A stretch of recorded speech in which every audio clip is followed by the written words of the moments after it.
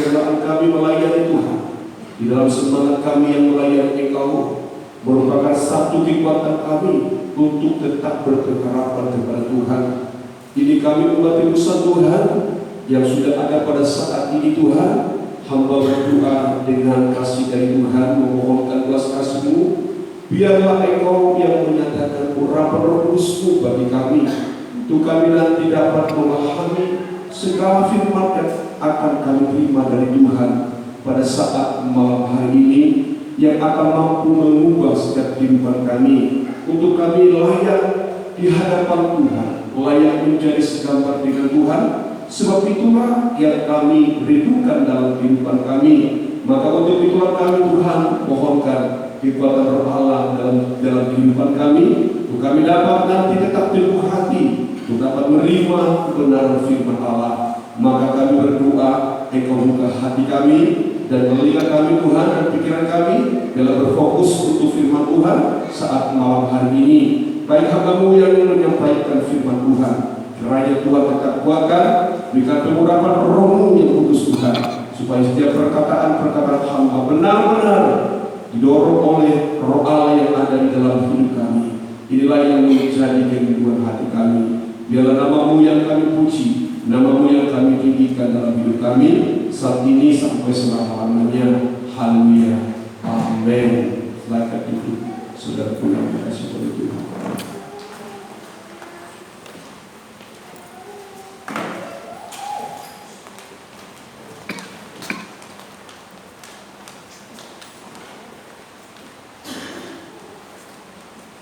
Puji Tuhan, puji Tuhan, Shalom. Ya, tentu dalam kondisi cuaca yang agak sedikit hujan-hujan, mungkin bisa mempengaruhi kita untuk kurang begitu semangat. Tetapi jika Allah dalam jiwa kita ada, bahwa hidup kita ini tak pernah terpengaruh oleh situasi cuaca apapun juga, karena Roh Allah yang ada dalam kita itu lebih besar kuasanya dari segala apapun yang ada di dalam dunia ini. Puji Tuhan, saudaraku yang dikasihi oleh Tuhan. Saya hari-hari ini sangat banyak merenung, bukan merenungkan dunia, tetapi merenungkan firman Allah yang sangat begitu luar biasa, yang saya dapat melihat semakin digenapkan oleh firman Tuhan dalam keadaan dan kondisi yang apa terjadi dalam dunia, yang membuat hati kita ataupun pengharapan kita semakin kuat dalam Tuhan. Dan saya berkata di dalam jiwa bahwa memang pada saat ini merupakan saat-saat yang penting dalam iman orang Kristen. Sebab saya melihat begitu banyaknya tantangan iman kehidupan kita sebagai anak Tuhan, dan saya juga bisa melihat itu pada keadaan kita, baik juga di dalam perjalanan hidup kita di dalam dunia ini. Tentu akan semakin membawa kita nanti semakin benar-benar mengalami satu perjalanan hidup yang sangat begitu luar biasa. Tetapi saya dan kita percaya janji Allah itu tak pernah terlewatkan. Tetapi janji Allah itu ya dan amin bagi anak-anak Tuhan. Hanya kita tinggal bagaimana kita bersikap atas pengharapan kita. Ya, bagaimana kita bersikap atas pengharapan kita, maka kami tetap akan menyampaikan firman Tuhan untuk melanjutkan firman Allah dalam ibadah PK kita tentang pengharapan itu. Kita sudah belajar bagaimana pengharapan itu akan bisa hidup oleh kuasa firman Allah, dan juga Roh Allah yang ada di dalam kehidupan kita akan menghidupkan pengharapan kita. Sebab orang yang sudah putus pengharapan, kalau kita sudah belajar dari kitab Yeskiel, itu orang yang ada di lembah-lembah, atau dikatakan di dalam bahasa Alkitab itu lembah Akor, lembah sengsara, lembah yang penuh dengan pergumulan. Artinya kehidupan yang tidak ada pengharapan itu bagi Allah itu sudah mati, bagaikan tulang kering. Tetapi kita diajak oleh Tuhan kembali untuk memiliki pengharapan. Dan pengharapan itu kita tentu sudah memiliki, tetapi kita perlu tahu apa tujuan pengharapan kita, sebab supaya kita belajar bertekun dan kita nanti kembali melihat bagaimana pengharapan kita itu nanti akan mencapai satu janji yang akan digenapkan Tuhan, menjadi satu janji yang kita miliki bersama dengan pengharapan kita.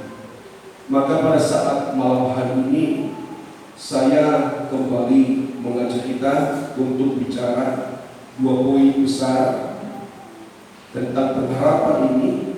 Pertama-tama adalah kita ingin mengetahui apa sesungguhnya tujuan pengharapan kita. Kedua, bagaimana nanti kita mencapai pengharapan yang kita tuju. Tentu setiap manusia yang punya pengharapan, dia tidak berdiam sendiri, tetapi dia harus berjuang.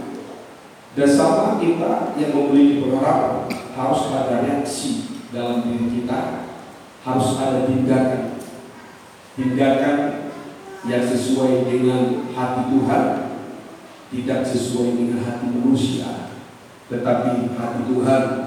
Bagaimana nanti kita mencapai satu pengharapan yang pasti dalam diri kita.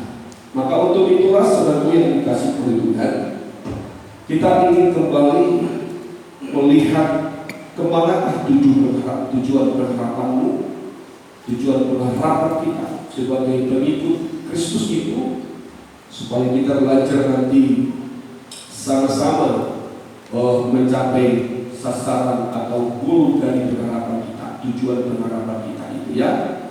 Saya akan mulai dari 1 Petrus pasal yang kita akan baca dalam Ibrani pasal yang 6. Nanti saya akan jabarkan ini apa yang dimaksudkan akhir dari pengharapan yang di dalam Ibrani pasal yang ke-19 ini dimulai, supaya nanti kita sama-sama melihat ini betapa indah firman Tuhan yang ajaib ya.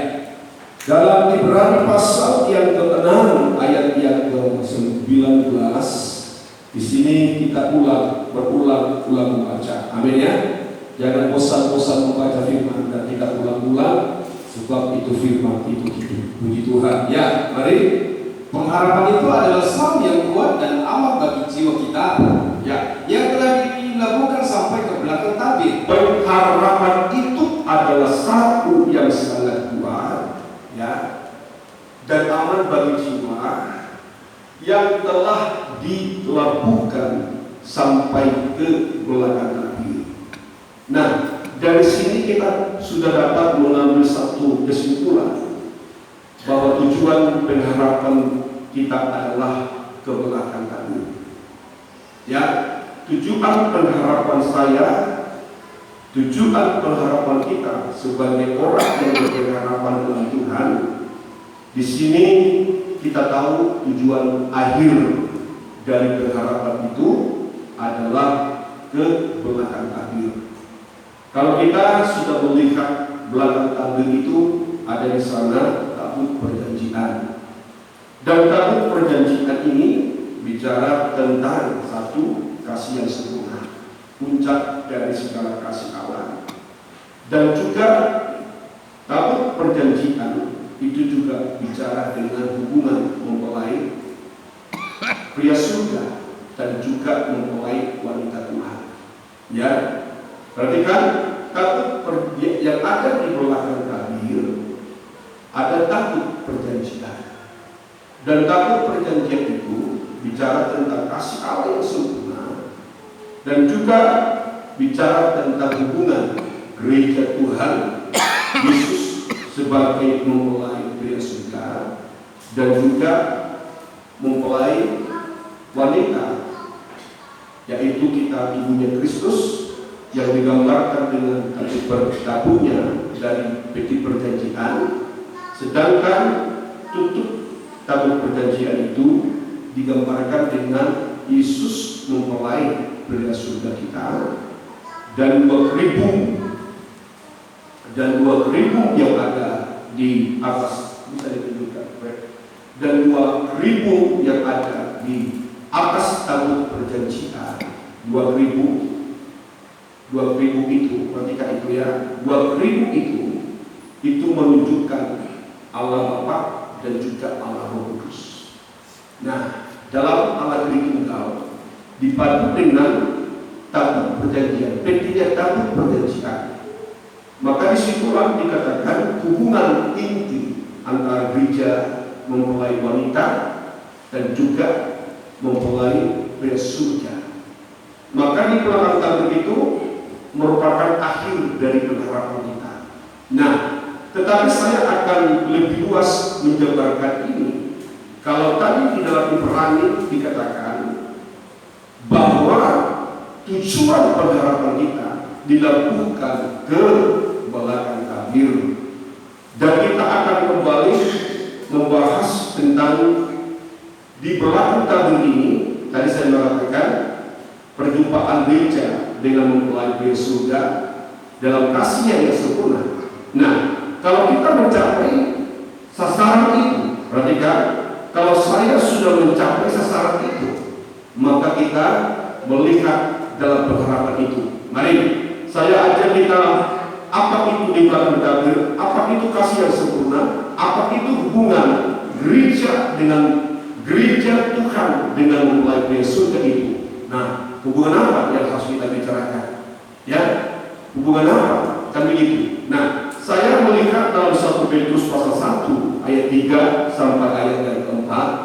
Ini pelajaran ini memang agak sedikit rumit ya, tetapi kalau kita menekuni dengan bagus, kita akan temukan. Memang kami juga sebagai hamba Tuhan belajar tentang tabernakel, apalagi dikaitkan dengan mempelai, memang sedikit agak sulit ditangkap kalau kita tidak memiliki memiliki satu fokus yang benar-benar untuk mengerti, memahami pembicaraan itu. Ya, mari coba kita lihat di dalam 1 Petrus pasal 3, pasal 1 ayat 3 sampai dalam ayat yang keempat. Ya, haleluya, teruskan. Ya, terpujilah Allah dan Bapa Tuhan, ya, Tuhan kita Yesus Kristus, yang karena rahmat-Nya yang besar telah melahirkan kita kembali oleh kebangkitan Yesus Kristus dari antara orang mati, kepada suatu hidup yang penuh pengharapan. Ya, kepada suatu hidup yang penuh kepada pengharapan. Nah, perhatikan ini. Kita dilahirkan kembali. Ya, kita dilahirkan kembali dalam oleh kebangkitan Kristus Yesus kita, supaya kita memiliki pengharapan yang penuh. Pengharapan yang penuh atau pengharapan yang berlimpah-limpah. Nah, di sini kita akan kaitkan bagaimana kita mencapai pengharapan pada sasaran di belakang tabir. Kita harus masuk dalam pengharapan yang penuh, pengharapan yang berlimpah. Nanti kita akan lihat itu. Ya. Nah, sekarang kita melihat sasarannya. Tadi saya mengatakan belakang tabir, pertemuan antara mempelai pria surga dengan wanita, bicara tentang kasih sempurna yang nanti arahnya kemana? Kekekalan hidup kekal itu. Ya, perhatikan di sini suatu hidup yang penuh pengharapan. Yang keempat, perhatikan seperti yang kita sudah. Ya, untuk menerima suatu bagian yang tidak dapat binasa. Menerima, perhatikan ini, untuk menerima suatu bagian yang tidak dapat binasa. Maka sasaran pengharapan saya dan saudara adalah kekekalan. Kalau tadi saya bicara tabut perjanjian itu bicara tentang hubungan antara mempelai pria surga dengan mempelai wanita ya Tuhan, mempelai wanita gereja Tuhan di dalam kesempurnaan kasih-Nya. Hari ini kita sudah membahas tentang kasih itu kekal adanya. Walaupun iman dan pengharapan itu akan tiada, tetapi kasih itu sempurna. Dan situlah dasar itulah saya bahwa sasaran pengharapan kita itu adalah kasih yang sempurna dalam hubungan. Perhatikan ini, kasih yang sempurna dalam hubungan antara mempelai pria surga dengan mempelai wanita Tuhan. Dan hubungan inilah yang tidak pernah habis, saudaraku yang dikasih oleh Tuhan. Tidak ada hubungan yang kekal selain daripada hubungan antara mempelai pria surga dan mempelai wanita Tuhan. Sebab apa sesuatu yang dikasih oleh Tuhan? Sebab yang mengikat hubungan antara gereja Tuhan, antara mempelai wanita Tuhan dengan mempelai pria surga adalah kasihnya yang sempurna. Dan itu tak akan pernah berkesudahan. Maka di saat Rasul Petrus berkata, di saat kita dilahirkan untuk masuk kepada pengharapan yang penuh, kata Rasul Petrus ini, untuk menerima suatu bagian yang tidak dapat binasa. Maka disitulah kita belajar bagaimana kita hidup sebagai orang yang berpengharapan penuh di dalam Tuhan. Jadi kita menjadi orang Kristen tidak bisa berpengharapan biasa-biasa. Tetapi kalau menurut saya dan saudara, bagaimana kita harus menjadi gereja Tuhan, kita hidup menjadi jemaat Tuhan yang benar-benar hidup berpengharapan penuh kepada Dia, supaya kita dapat mencapai tujuan pengharapan itu. Jadi kita harus mengerti dan memahami itu. Ya, coba untuk menerima suatu bagian yang tidak dapat binasa. Perhatikan, yang tidak dapat cemar, teruskan. Ya, yang tidak dapat cemar, ya, dan yang tidak dapat layu, ya, yang tersimpan di surga bagi kamu. Puji nama Tuhan. Yang tersimpan di surga bagi kamu. Apa yang tersimpan di surga? Kalau saudara itu mengatakan sesuatu yang tidak pernah bisa cemar, sesuatu yang tidak bisa layu, dan dia tersimpan di surga. Apa yang tersimpan di surga hari-hari ini? Saat ini apa yang tersimpan di surga bagi gereja Tuhan, bagi mempelai wanita Tuhan? Apa yang tersimpan? Bukankah Dia, Yesus, mempelai di surga itu? Dulu Dia sebelum datang ke dunia, dikatakan Dia tersimpan bertahun-tahun. Tetapi Dia datang ke dunia, Dia hadir sebagai penyelamat gerejanya. Tadi kita sudah baca dalam 1 Petrus, di dalam masa kebangkitan gereja lahir kembali. Seandainya anak domba itu tidak tersimpan selama sekian tahun, digambarkan dengan pribadi Yesus yang tersimpan untuk masuk di surga ini. Perhatikan ini. Nah, setelah Dia melakukan aktivitas penyelamatan bagi dunia, penyelamatan bagi mempelainya, maka kembali Dia ke tempat si Allah, ke tempat semula yang dulunya Dia tersimpan berabad-abad, tapi Dia datang kembali membukakan jalan keselamatan itu. Nah, setelah Dia menyelesaikan pekerjaan keselamatan itu, maka Dia kembali ke tempatnya semula, surga yang mulia, seakan-akan Dia tersimpan di sana kembali. Tunggu nanti Dia datang kembali yang kedua kali, menyatakan dirinya bagi mempelai wanitanya. Dialah yang dikatakan pribadi yang tidak akan pernah cemar. Dialah yang dimaksudkan oleh Rasul Petrus, pribadi yang tidak akan pernah layu. Dialah limpah kekal dan yang disimpan bagi gereja Tuhan, sebab Dia disimpan penundaan sekarang, tetapi Dia nanti akan datang kembali. Maka tujuan pengharapan saya dan saudara adalah Dia. Maka tadi saya katakan, bagaimana kita nanti mencapai pengharapan yang kita tuju itu, kalau kita tidak mengerti apa tujuan pengharapan saya, pengharapan kita. Maka lebih dulu kita diajar tujuan pengharapan kita yang sesungguhnya. Tadi kita sudah belajar sasaran atau goal dari pengharapan kita adalah belakang tabir. Di belakang tabir itu ada tabut perjanjian yang kita sudah tahu benar menggambarkan di dalam pertemuan antara mempelai surga dengan wanita, mempelai wanita gereja Tuhan itu. Nah, untuk menguatkan saya dan saudara, kita coba baca kembali surat Titus pasal 3. Puji nama Tuhan, surat Titus pasal 3 ayat yang keempat. Sebenarnya belajar tabernakel ini memang agak begitu perlu kita harus serius.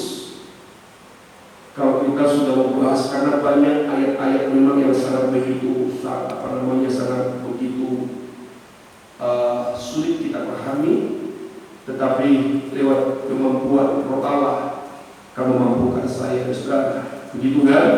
Mari Titus pasal 3 ayat yang keempat. Apa yang dikatakan? Ya, tetapi ketika nyata kemurahan Allah, juru selamat kita dan kasihnya kepada manusia. Ayat 7 terus ya.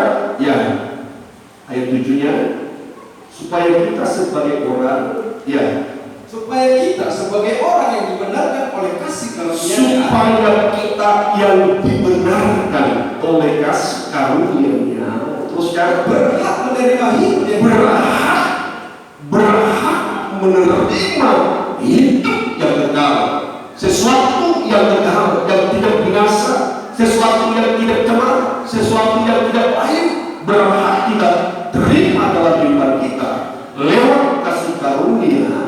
Puji Tuhan. Terus ya, sesuai dengan pengharapan. Nah, sesuai dengan pengharapan kita. Maka saya katakan tujuan pengharapan itu harus pasti kita ketahui. Maka kita sebagai umat Kristen yang benar tujuannya. Kalau kita sebagai orang Kristen yang betul-betul menghidupkan hidup yang kekal itu dalam kehidupan kita, sesungguhnya kita harus berjuang. Tetapi kalau kita melihat hidup Kristen pada akhir ini, seakan-akan tidak mengarah kepada sesuatu yang terindah itu di dalam pengharapannya. Saya tidak tahu apakah mereka tidak tahu tujuan pengharapan itu atau tidak. Tetapi seandainya kita sudah mengetahui benar apa sesungguhnya tujuan pengharapan saya dan saudara, tentu kita harus berjuang bagaimana kita hidup dalam pengharapan kepada Allah. Tetapi saat saya dan saudara tidak memahami dengan benar apa tujuan pengharapan kita, disitulah kita gagal sebagai orang Kristen. Sebab kita menjadi orang Kristen ini banyak berpengharapan akan Dia di dalam dunia. Rasul Paulus berkata dalam surat Korintus, celakalah orang yang berpengharapan Kristus hanya di dalam dunia ini. Kalau kita tidak berpengharapan, sasarannya adalah takut perjanjian, sasarannya adalah kegelapan takdir, maka pengharapan saya dan pengharapan kita adalah pengharapan yang sia-sia, pengharapan yang tidak berguna, pengharapan yang tidak membawa kita kepada keberkahan. Betapa ruginya kita menjadi orang Kristen kalau sasaran pengharapan kita hanya di dunia. Artinya apa? Bukankah banyak anak Tuhan atau bukankah banyak orang Kristen dia berpengharapan dunia ini? Dengan kata lain, dia hanya berharapkan pemeliharaan hidup secara duniawi, hidup secara lahiriah, makan minum berkat-berkat lahiriah. Itu yang diharapkan di saat dia mengikut Kristus dalam kehidupannya. Itu artinya pengharapan manusia, pengharapan kepada Kristus sebatas duniawi. Tetapi kita harus lebih jauh melihat pengharapan, tujuan pengharapan kita. Kalau tadi kita harus mengajar saya dan saudara, kita harus berjuang mencapai pengharapan kita itu sampai nanti pengharapan kita itu mampu melakukan iman, pengharapan, kasih kita yang sejati itu sampai kemuliaan takdir itu. Baru disitulah kita menjadi pemenang. Itulah Kristen yang penuh dengan berkat Allah yang sejati. Kita harus belajar ini, saudaraku yang dikasih Tuhan. Seandainya kita ini, saya akan berikan sedikit ilustrasi yang sangat begitu mudah. Kita harus terima di dalam pemahaman kita untuk dapat kita memahami firman Allah saat malam ini. Saya punya satu pengharapan atau kerinduan yang sangat begitu besar. Taruhlah ingin mencalonkan diri menjadi seorang DPR. Saya punya pengharapan aku harus mencapai tujuan itu. Tapi kita harus tahu proses untuk mendapatkan keinginan kerinduan itu, dalam pengharapan kita itu ada proses yang harus kita jalani dalam kehidupan kita. Kita harus bayar harga yang sangat begitu luar biasa, karena kita merindukan, kita berharap itu. Tetapi seandainya tidak ada pengharapan untuk kita masuk dalam sebuah DPR, tentu kita tidak akan pernah serius menjalankan itu. Tetapi selama ada pengharapan, kita pasti berjuang. Kita harus bayar harga. Kita berjuang akan mati-matian untuk mendapatkan apa yang kita harapkan itu.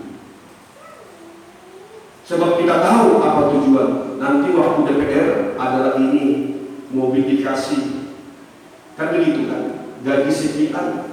Banyaklah yang kita harapkan dalam menempuh atau di saat kita sudah masuk di dalam apa yang kita sudah harapkan itu. Membuat saya menjadi membuat kita semakin kuat untuk meraih tujuan itu.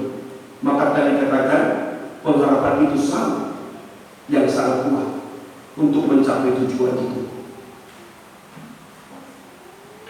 Karena apa? Karena saya sudah tahu seorang DPR itu banyak uang. Seorang DPR itu ada jaminan. Seorang DPR ini ada ini, ada tunjangan itu, tunjangan ini, tunjangan sana dan tunjangan sini. Banyaklah tunjangan. Ini contoh kecil.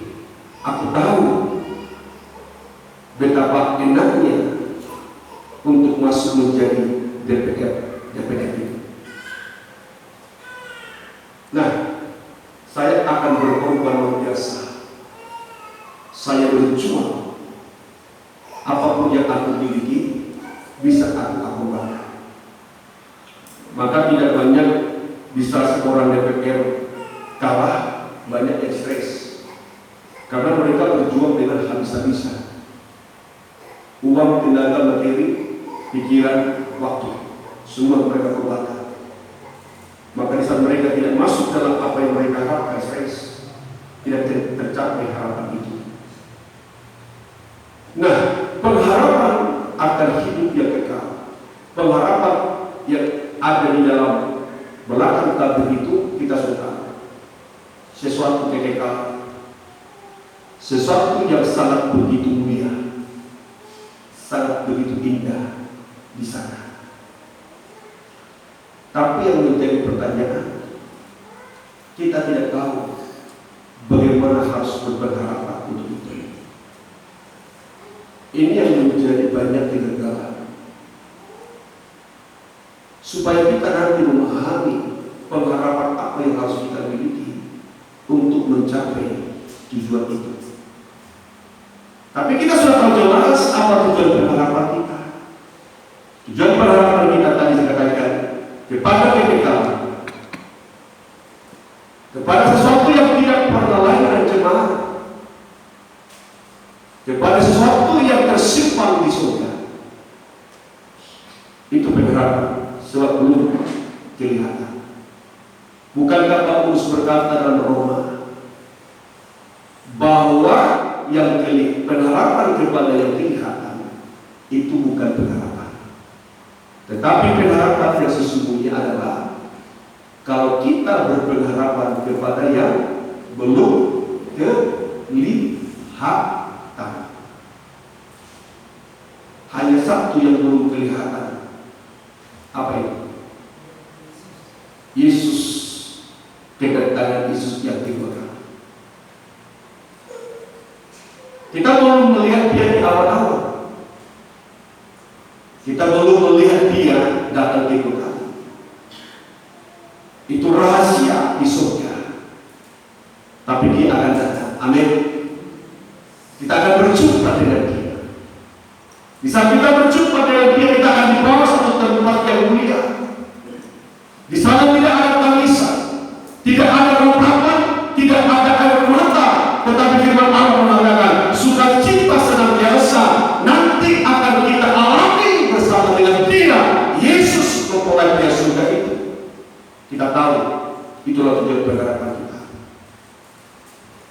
Harus ada pengharapan itu, tujuan pengharapan itu. Kalau kita tidak meyakinkan hati kita atas tujuan pengharapan kita, maka kita tidak akan pernah masuk pada pengharapan yang sesungguhnya. Tuhan ajar kita malam ini, bagaimana kita mencapai tujuan pengharapan kita itu.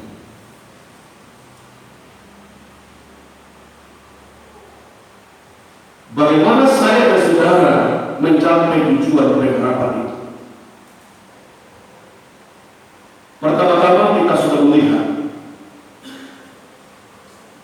pengharapan kita harus menjadi pengharapan oleh karena firman Tuhan.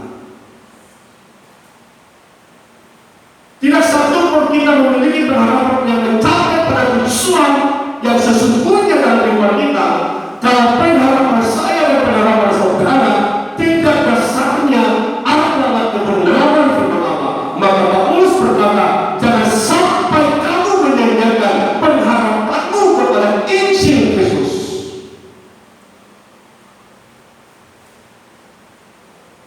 Kita harus memiliki pengharapan kepada Injil atau kebenaran firman Allah. Paulus yang mengatakan itu.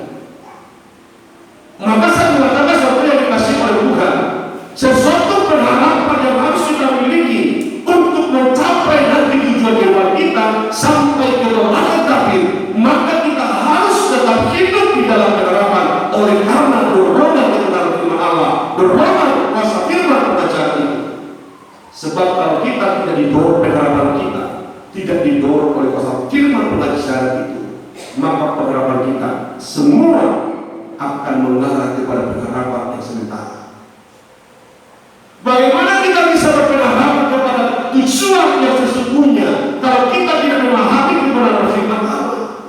Dan oleh karena pemahaman akan kebenaran firman Allah itulah, maka kita semakin dikuatkan dalam pengharapan, maka kita akan semakin hidup berlimpah dalam pengharapan itu. Di saat apa? Di saat firman Allah selalu kita terima dari Tuhan, selalu kita peroleh dari Tuhan, dan pengharapan itu akan semakin hari akan semakin bertumbuh dalam kehidupan saya dan saudara. Maka saya mengatakan sesuatu yang dikasih oleh Tuhan, orang yang tidak mengerti firman, pengharapannya itu tidak akan pernah menjadi satu pengharapan yang pasti. Firman inilah menjadi satu dasar yang kuat. Sebagaimana Paulus yang mengatakan